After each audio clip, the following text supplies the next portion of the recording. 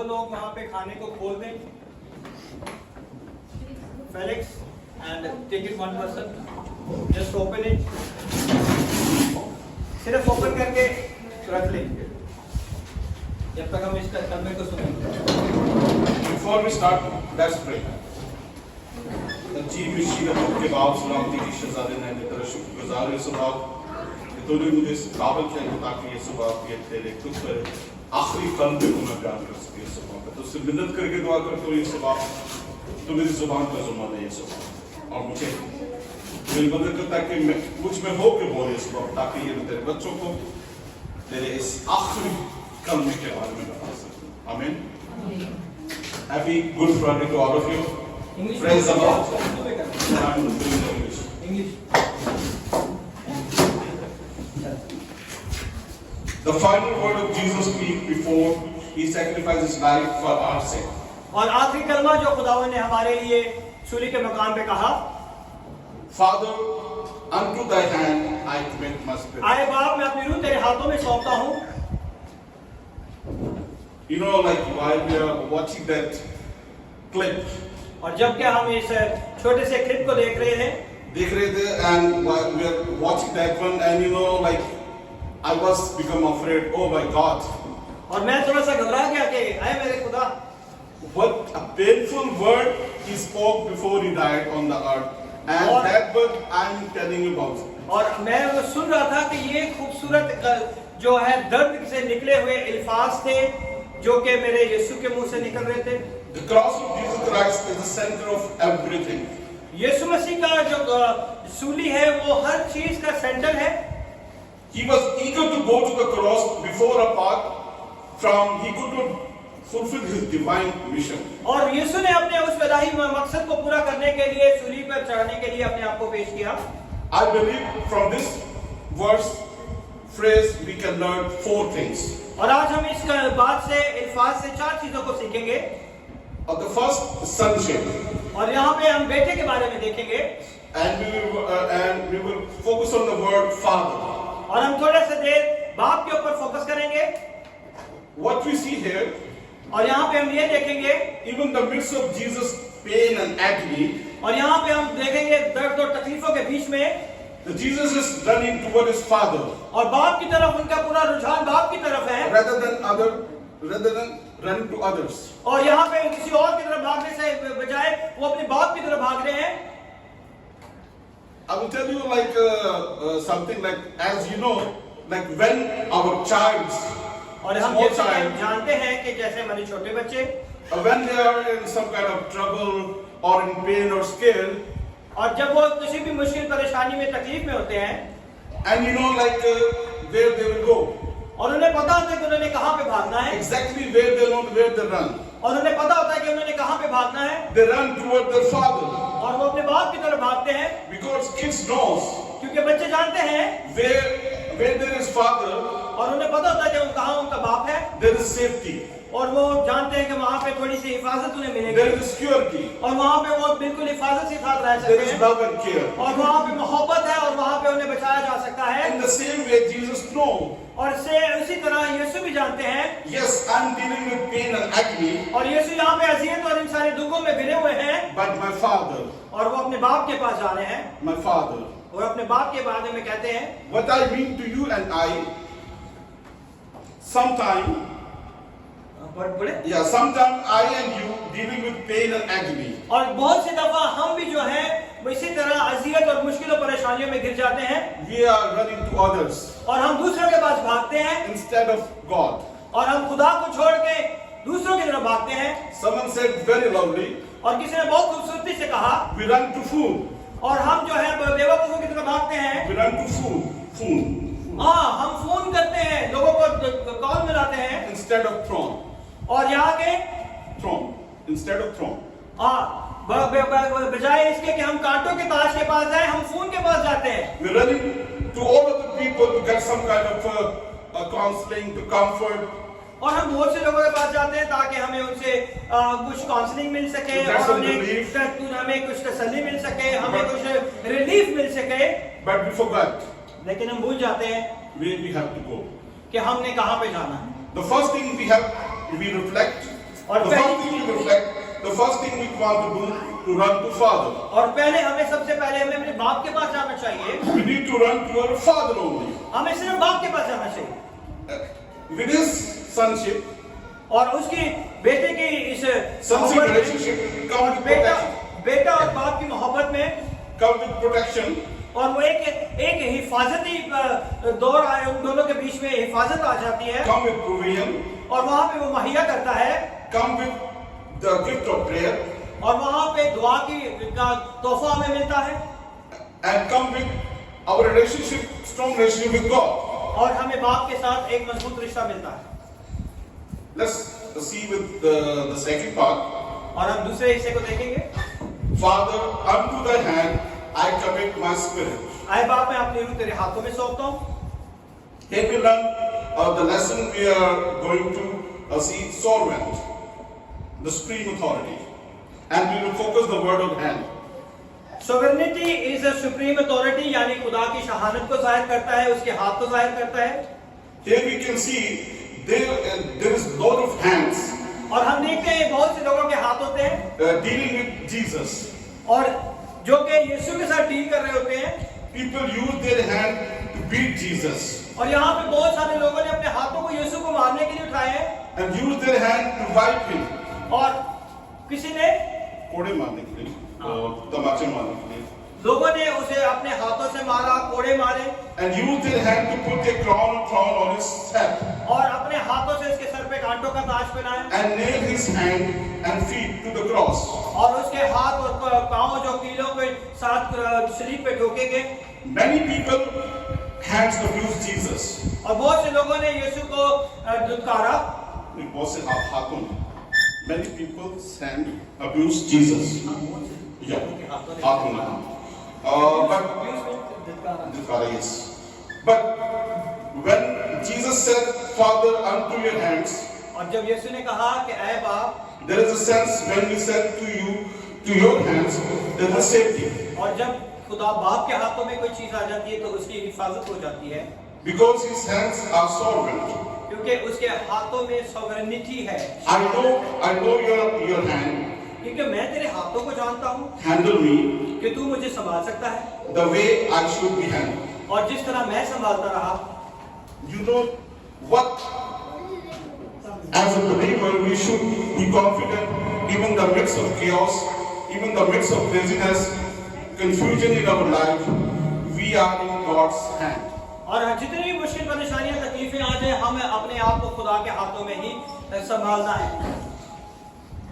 I love how Jesus said in John 10 verse 19. और यीशु ने देखे किस तरह यूहन्ना की इंजील उसके 10वें बाब और उसकी 19 आयत में कहा, My Father who has given them to me कि मेरे बाप ने जो मुझे बख्शा है greater than all, और वो सबसे बड़ा है. and no one is able to snatch them out of the Father's hand. और कोई भी उसे बाप के हाथों से नहीं छीन सकता. No one can pluck them out of my hand, और कोई मेरे हाथों से भी नहीं छीन सकता. and no one can pluck them from my Father's hand. और कोई भी उसे मेरे बाप के हाथों से नहीं छीन सकता. As long as I am in Father's hand, और जब मैं बाप के हाथों में हूँ, He is sovereign.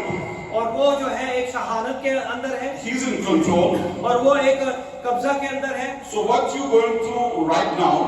और अभी हम क्या देख रहे हैं? Remember that the song we learned while we growing up. और उस गीत को देखेंगे जो हमें जो है हम बचपन से सुनते आ रहे He हैं got the whole world in His hand. कि पूरी दुनिया उसके हाथों में है. That's includes you and I. और जो कि हमारे जिसमें मैं और आप भी शामिल हैं. The third lesson we learn from this phrase. और तीसरा हम इसमें से देखेंगे The Father, into your hand I commit my spirit. कि आए बाप, मैं अपनी रूह तेरे हाथों में सौंपता हूँ. Surrender. कि अपने आप को उसके हाथों में दे दें. And we can focus on the word. और हम इस बात पे जाहिर I commit. कि इस बात पे जोर देंगे कि आई कमिट के ऊपर हम देंगे कि मैं अपनी रूह तेरे हाथों में सौंपता हूँ. The Greek word I commit really means fully entrust or place yourself at another disposal. और ग्रीक का जो अल्फाज है इसके लिए वो ये है कि वो खुदावंद यीशु जो है पूरा ट्रस्ट करते हैं इस बात के ऊपर कि मैं अपनी रूह तेरे हाथों में सौंपता हूँ. Or to be used, put yourself in disposal and trust yourself to someone else. और अपने आप को दूसरों के लिए देना जो है वो है Father, I am surrendering to you. कि आए बाप मैं अपना सब कुछ तेरे हाथों में देता I हूँ am surrendering to all my will exchange of your wills. और मैं हर एक चीज अपनी मर्जी से तेरे हाथों में देता हूँ I fully committed. और मैं हर एक चीज पे इस बात पर पूरा अपने आप को तेरे हाथों में सौंपता हूँ। This lesson is very obvious at some point. और बहुत ही खूबसूरती तरीके से इस नुक्ते को हम देखेंगे। As Christians, we need to say, और जब हम मसीह होते हुए इसे कहते हैं God, we fully committed.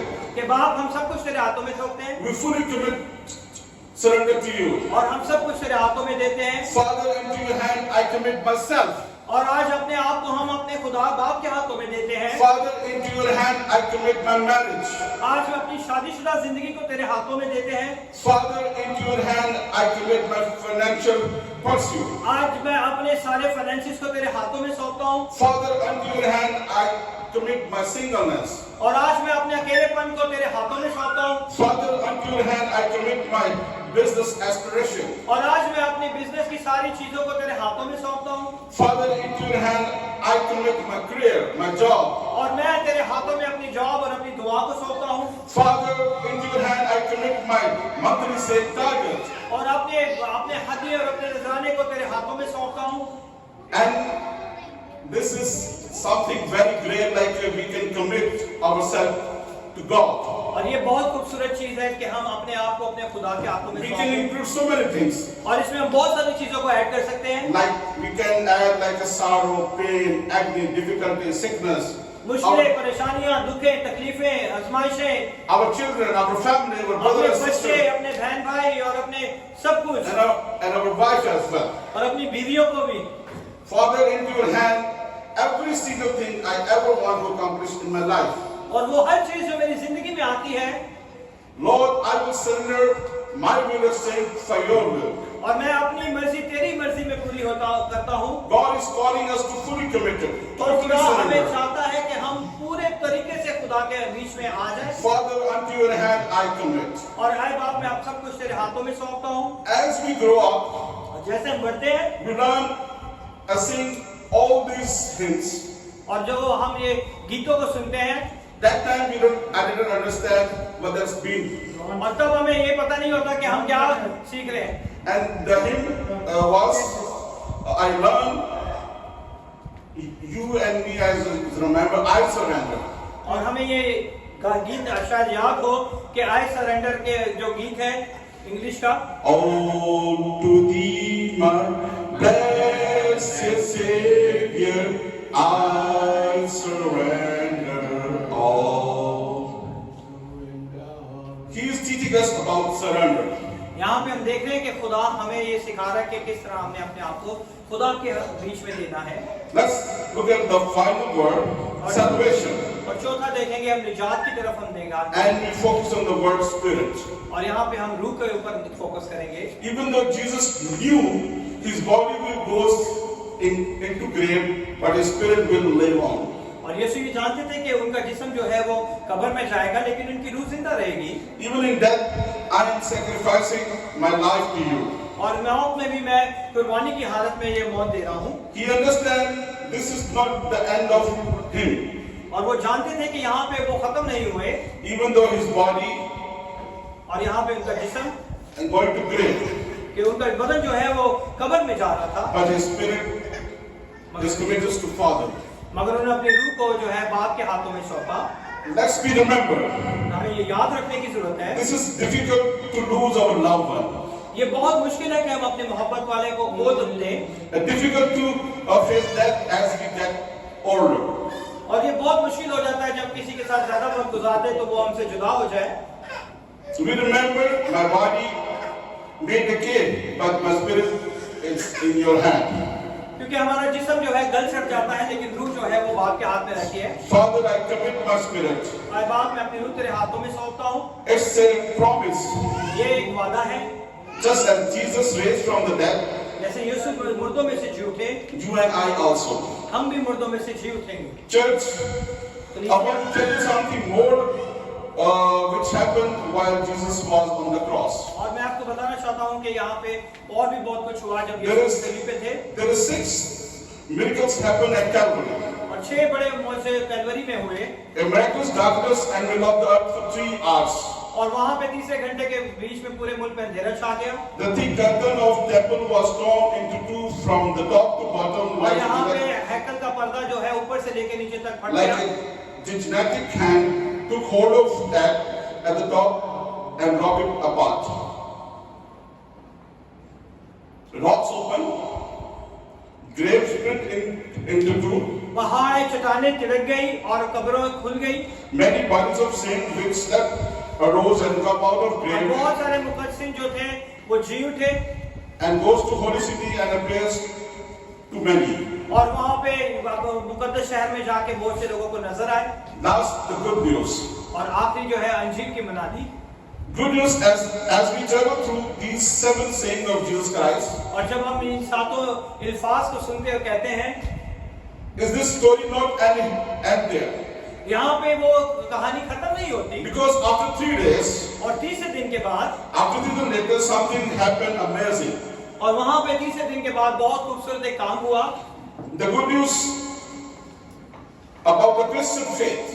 और वहां पे मसीहों के ईमान के बारे में, Even though Jesus Christ was in grave for 3 days, यीशु जो 3 दिन कब्र में रहे, as all the preachers would say earlier, और जहाँ पे बहुत से लोगों ने कहा, Sunday morning he rose.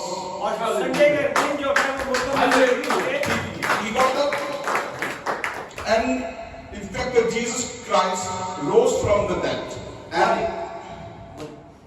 and the grave and the tomb still empty till today. और आज भी वो कब्र खाली है क्योंकि यीशु मसीह मुर्दों में से जी उठे हैं। Amen. Our entire faith rests upon one event in human history. और हमारा पूरा ईमान जो है इसी बात पर है, Resurrection of Jesus Christ. यीशु मसीह का मुर्दों में से जी उठना। Let's celebrate. आज